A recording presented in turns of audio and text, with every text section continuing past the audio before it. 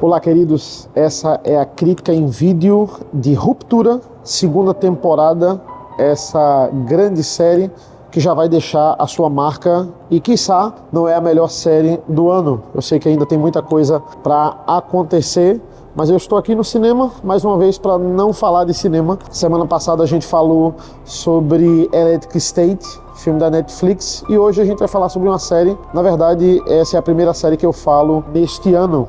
Ruptura, ela merece um vídeo só dela, porque essa série ela é muito peculiar, ela tem muitas coisas pra gente falar, e ela também é uma série muito bem dividida em arcos. Essa temporada, digamos assim, ela foi fragmentando os arcos que ela tinha.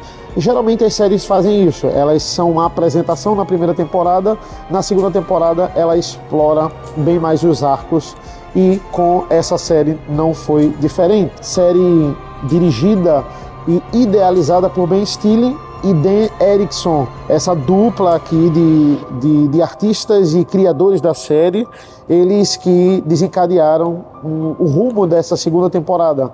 Rumo esse que foi bastante polêmico. Os bastidores, eles pararam a gravação da segunda temporada porque eles não estavam se entendendo quanto ao que a história deveria seguir no seu curso. Então, diante disso, eles acertaram os pontos. Eu creio que houve uma programação aí, e agora a série ela segue o seu rumo e com um final bastante impactante. Eu creio que o intervalo da segunda para a terceira temporada ele não vai ser tão longo, agora que eles têm de fato um bom planejamento. A gente não sabia da dimensão, com certeza eles não também, do sucesso dessa franquia. A gente tem alguns arcos para falar nesse vídeo e vamos lá. Why did you do this? What is this all about? Do you know something about Gemma?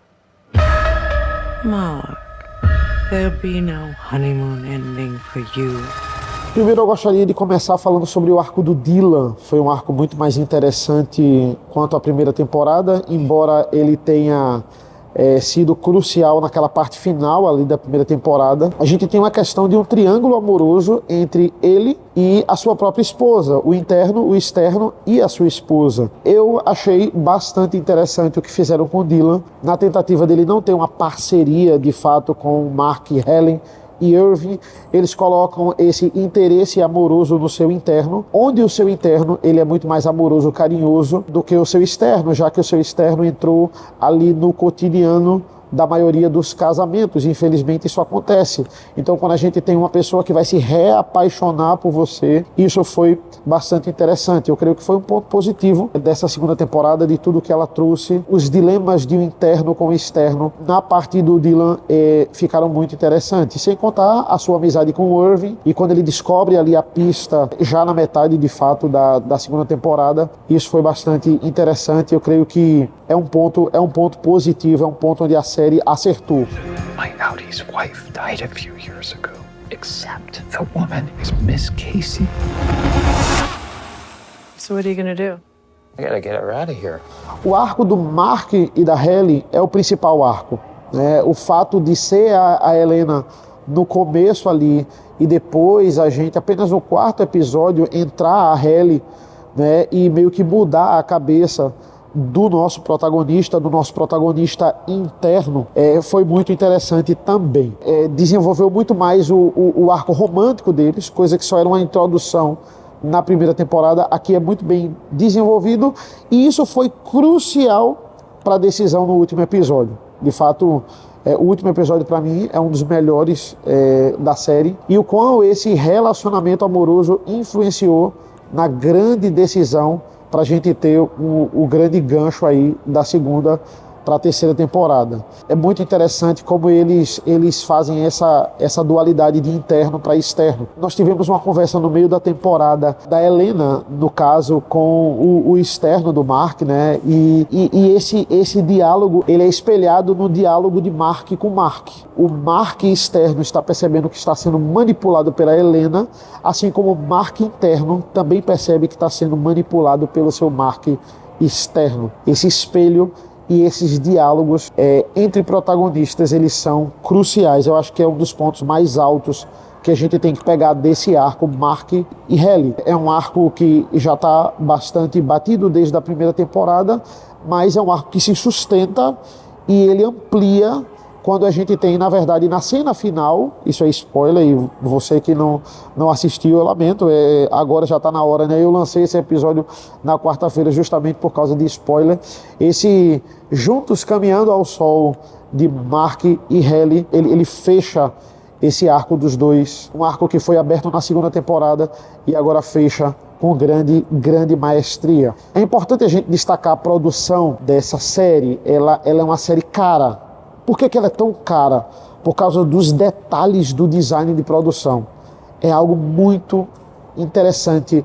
As cores, elas estão presentes na encenação. Todo o jogo de luz que é mostrado ali nas cenas também é muito interessante. Então, como toda a coreografia é feita, por isso que isso requer mentes aí que pensam nessa produção e de fato fazem algo que nos mostra uma coisa diferente. É uma coisa diferente em tela.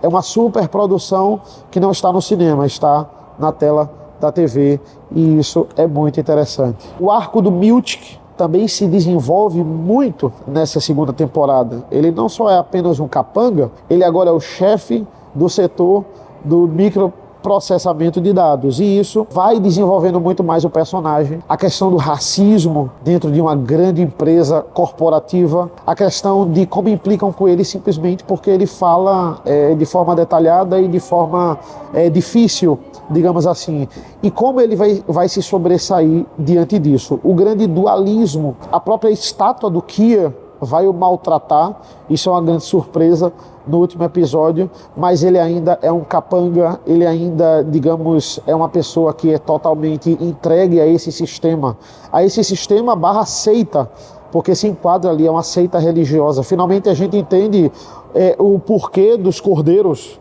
que são usados, e esses cordeiros são usados para sacrifício, à lá Antigo Testamento bíblico. Então isso é de fato uma seita, é uma seita religiosa.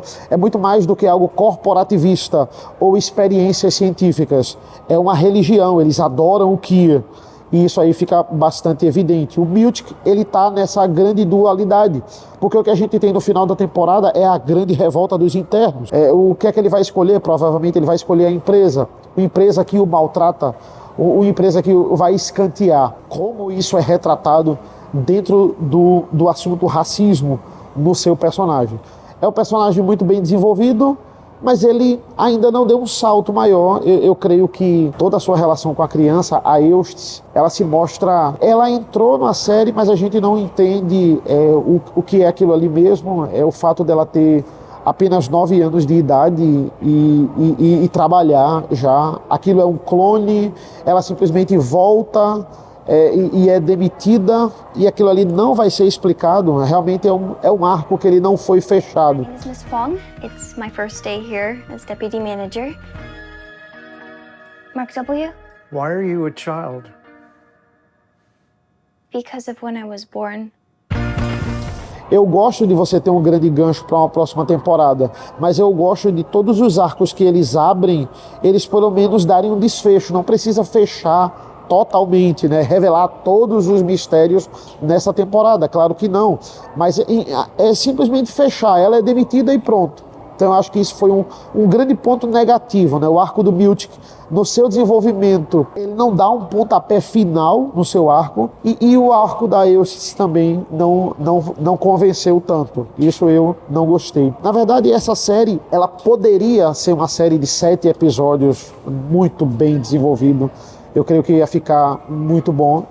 Se eu não me engano, a primeira temporada foram 6 episódios ou 8, mas essa série ter 10 episódios é justamente um apelo ali da Apple de não ter conteúdo. Não tem tanto conteúdo toda semana como a Netflix, por exemplo, para você concorrer. A gente tem muita qualidade, mas a gente não tem tanta quantidade. Então como é que você vai segurar assinantes há tanto tempo, por tantas semanas? Então, em vez de 8 episódios, faz alguma coisa ali voltada para 10 episódios. O episódio da Cobel, por exemplo, que é o 8º episódio, é um episódio que poderia ser diluído em outros episódios, e aí a gente ia ter cenas dela e cenas do arco principal isso não teria problema nenhum. O 9º episódio foi um gancho de quase 1 hora de decisões, de coisas que poderiam ser diluídas em outros episódios, e isso ia melhorar o ritmo da série.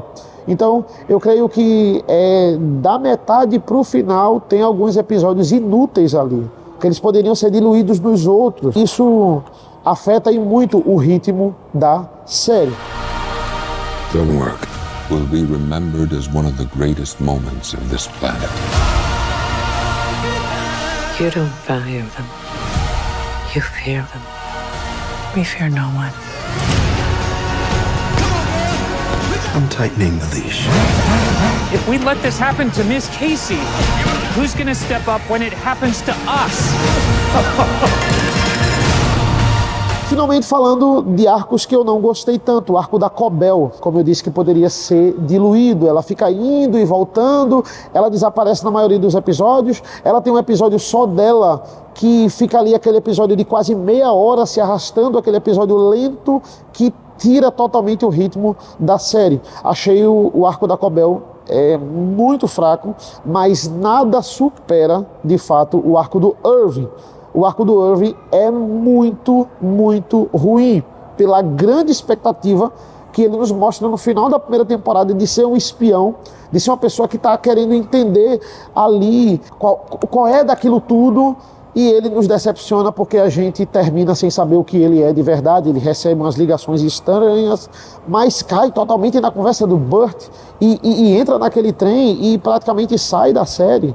Então, assim, ele começa muito bem, ele é aquele espião que, graças a ele, que ali não é Halle, é Helena. Mas depois que ele é demitido, o arco dele cai e ele perde totalmente a força. O Irving interno se mostra muito mais forte que o Irving externo. E isso não foi o que a primeira temporada, de fato, nos revelou. Isso aí, assim, esse arco foi muito, muito, muito fraco. Poderia ser melhor desenvolvido, deixaram muito dele para a próxima temporada, porque eu creio que aquelas ligações misteriosas, que o quanto ele está investigando, aquilo ali não é em vão. Ele simplesmente cai na conversa do Burt, entra num trem e vai embora. Ele não é demitido só da empresa, ele é demitido da série. Finalmente, o arco da Gema é o último arco que eu falo de agora. O arco da Gema é um dos arcos mais interessantes. Esse grande plot twist que a gente viu no final da primeira temporada da senhorita Casey, de fato ser ali a esposa do Mark, e como ela está sendo mantida e por que ela está sendo mantida. O segredo dos números é revelado no final. Assim, veja, vamos enrolar um pouco aqui no meio para ter mais episódio, e todas as grandes revelações, as grandes reviravoltas a gente coloca para o final. Isso é nitidamente um planejamento ali mal planejado, digamos assim. Mr. Scout, I know you're still weighing whether to return to Lumen. Em geral, é uma temporada muito boa, é uma temporada que diverte, é uma temporada que de fato mostra alguma coisa diferente na televisão, quiçá na televisão e no cinema. Então isso a gente pode dar um mérito para a Ruptura também. Gente, se você não conferiu Ruptura, você está perdendo uma das melhores séries de todos os tempos. De fato, eu posso dizer isso. Produção, roteiro, é algo assim fantástico. Tem alguns arcos que precisam melhorar o ritmo da série. Nós esperamos na terceira temporada, que é finalmente ali a revolução dos internos, é o que ela nos vende para a terceira temporada, nos mostre algo mais ritmado, digamos assim, episódios constantes no seu ritmo, mas que de fato agradam e muito, certo? Para a Ruptura segunda temporada, esse grande fenômeno mundial da Apple, eu vou dar 4 joinhas. Curta nosso vídeo, curta esse vídeo se você gostou da crítica, acesse o nosso canal. Nós temos aí críticas praticamente semanais, né? E críticas em vídeo também. A gente está tentando manter o compromisso de toda quarta chegar com algo novo para você em vídeo, e toda semana, gente, é de praxe no nosso site dosladosonline.com.br. nós temos críticas em texto, críticas em vídeo. Se inscreva no nosso canal, curta também, nos siga lá no Instagram também, @dosladosonline. Você vai ter notícias de filmes, de séries, também algumas coisas do mundo pop, sempre, constantemente ali, toda semana, praticamente todo dia no Instagram. Valeu e até a próxima semana, com certeza nós vamos nos encontrar. Temos uma surpresa na próxima semana. É só aguardar. Tchau!